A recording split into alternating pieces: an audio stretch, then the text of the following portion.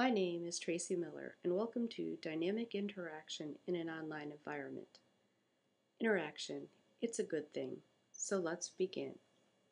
Good practice in creating dynamic interaction within an online course includes the encouragement of all forms of positive interaction.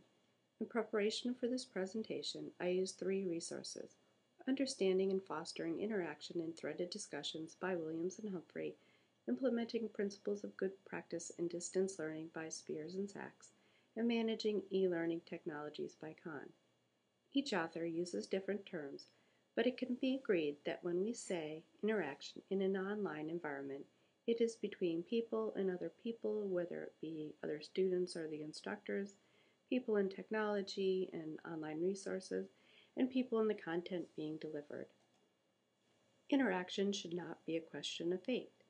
It could happen naturally, but it is the instructor's job to create opportunities of interaction.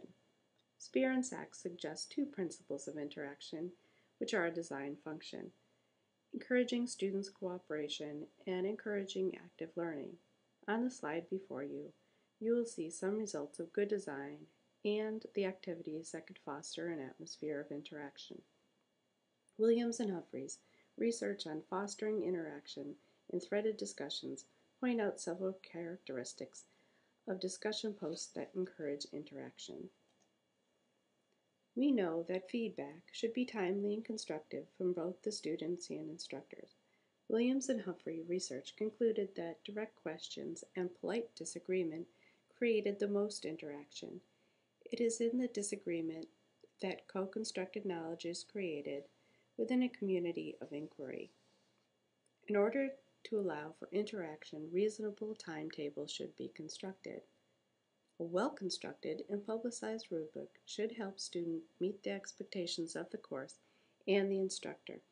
A student that is well-versed in discussion posts and time management will often meet the requirements of minimum feedback responses.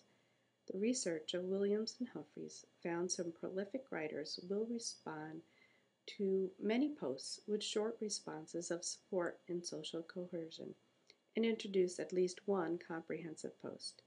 It is the comprehensive post that elicits further interaction. However, there is a fine line.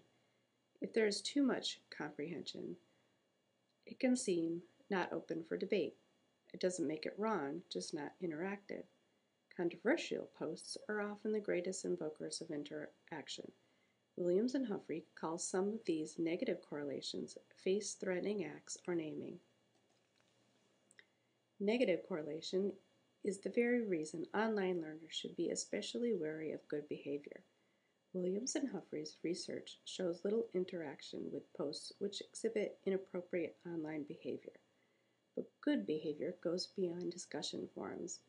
Other forms of social interaction within a community of inquiry can include group projects, synchronous discussions and sessions, and the plight of working through similar content and learning resources.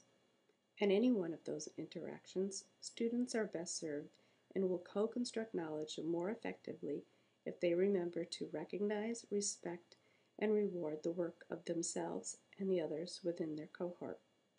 As a student in the final stages of the advanced courses within a graduate level program of e-learning, I feel socially drawn to members of my cohort, more so for the students that I have spent the most time with, members of my community that I have shared group projects with, and learners that I often spar with in interactive discussions.